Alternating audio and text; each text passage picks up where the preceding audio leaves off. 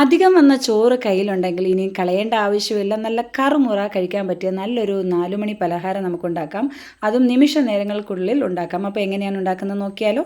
ഞാനിപ്പോൾ വേവിച്ച് വെച്ചിരിക്കുന്ന ചോറ് മട്ട അരിയാണ് എടുത്തിരിക്കുന്നത്. 2 കപ്പ് എടുത്തിട്ടുണ്ട്. ഏത് ചോറ് ആയാലും കുഴപ്പമില്ല കേട്ടോ. അപ്പോൾ ഇത് മട്ട അരിയുടെ ചോറാണ്. അത് മിക്സിയിലൊന്ന് നന്നായിട്ടൊന്ന് ക്രഷ് ചെയ്തിട്ട് വരിക. നല്ല പേസ്റ്റ് പോലെ ആവേണ്ട ആവശ്യമൊന്നുമില്ല കേട്ടോ. അപ്പോൾ ഇനി അതൊരു ബൗളിലേക്ക് ഇട്ട് കൊടുക്കുക. അതിലേക്ക് 1/2 കപ്പ് അരിപ്പൊടി ഇട്ട് കൊടുക്കുക. അതേപോലെ 1 ടേബിൾ സ്പൂൺ കടലമാവ് കൂടെ ചേർത്ത് കൊടുക്കുക.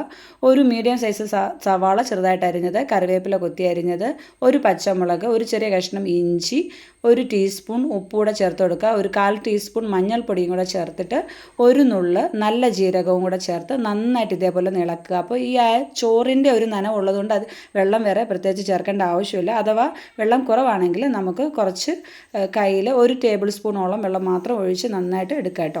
ഇനി നമുക്ക് അത് ചൂടായ എണ്ണയിലേക്ക് കയ്യിൽ കുറച്ച് വെള്ളം നനച്ച ശേഷം ഇതേപോലെ ഉരുട്ടി, ഞാനിപ്പോൾ ഉഴുന്നുവടയുടെ ഷേപ്പിലാണ് എടുക്കുന്നത് കേട്ടോ. അപ്പോൾ കയ്യിൽ കുറച്ച് വെള്ളമയം ഉണ്ടെങ്കിൽ നമുക്ക് പെട്ടെന്ന് ഇതേപോലെ എടുക്കാൻ സാധിക്കും. എന്നിട്ട് നല്ല ചൂടായ എണ്ണയിലേക്ക് ഇട്ട് തിരിച്ചു മറിച്ചിട്ട് കഴിഞ്ഞാൽ നല്ല പെർഫെക്റ്റ് ആയിട്ടുള്ളൊരു വട റെഡിയാണ് കേട്ടോ. അപ്പോൾ നമ്മൾ ഉഴുന്നും പരിപ്പും കുതിർക്കാൻ മറന്നു പോയാലും കുഴപ്പമില്ല. ഇതേപോലെ ബാക്കി വന്ന ചോറ് കൊണ്ട് നല്ല ക്രിസ്പി ആയിട്ടുള്ള വട നമുക്ക് വീട്ടിൽ റെഡിയാക്കാൻ സാധിക്കും. കഴിക്കാൻ നല്ല ടേസ്റ്റാണ് കേട്ടോ. നല്ല കറുമുറാന്നിരിക്കും. കുട്ടികൾക്കൊക്കെ പ്രത്യേകിച്ച് കൂടുതൽ ഇഷ്ടമാവുകയും ചെയ്യും. അപ്പം നമ്മളിനി ചോറൊക്കെ അധികം വന്നു കഴിഞ്ഞാൽ കളയരുത്. ഇതേപോലെ നല്ല ചായയുടെ കൂടെയൊക്കെ കഴിക്കാൻ പറ്റിയ നല്ലൊരു കിടിലൻ സ്നാക്കാണ്.